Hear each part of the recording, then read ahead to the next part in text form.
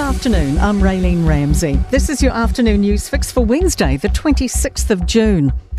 Lauren Dickerson will serve 3 concurrent 18-year sentences for murdering her 3 daughters, but could be freed by the end of the decade. She's been sentenced today for the killings in Te Maru in 2021. No minimum non-parole period has been set, so Dickerson's eligible for parole in 6 years.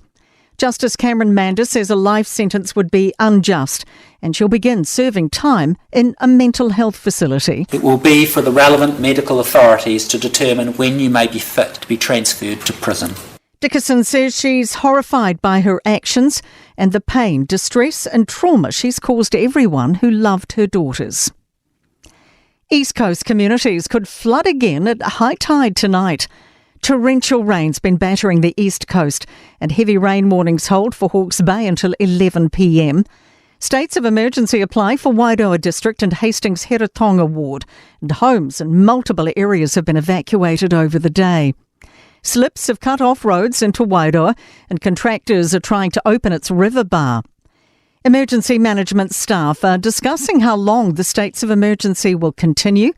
Hastings Mayor Sandra Hazelhurst says tonight's a worry. We have to respect what that would mean for us, that high tide. Just like last night at 9 p.m, we saw 6 metre waves, so we've just been aware that it's about keeping our community safe. The government's funneling $300,000 into mayoral funds for Hastings, Wairoa and Tairawhiti. Tougher sentencing laws are on the way for offenders. The Justice Minister's outlined a suite of reforms to be introduced into Parliament in the next few months. Situations where victims are working alone, such as in a dairy, will now be considered an aggravating factor in sentencing.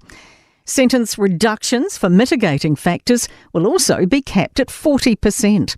Paul Goldsmith says it's frustrating for victims when offenders get multiple discounts. This makes a mockery of the justice system, and it's why we're also changing the law to prevent repeat discounts for youth and remorse.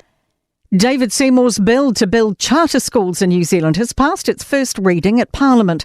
It will allocate $153 million to setting up 50 schools, 15 new builds and 35 converted state schools.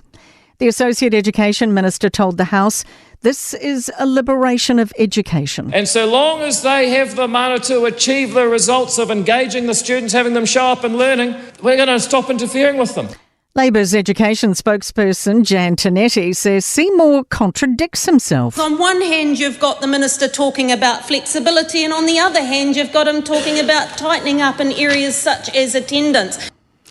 State Highway 1's reopening over the Brindurwin Hills at midnight tonight, in time for the long weekend.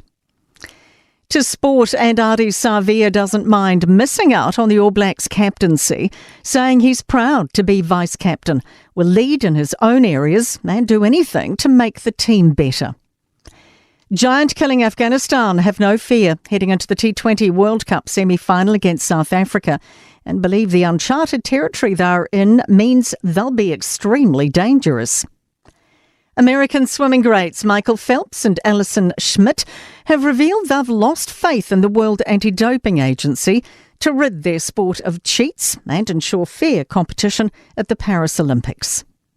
I'm Raylene Ramsey, and that is your latest news fix. We'll be back with the next update tomorrow morning from the Newstalk ZB newsroom.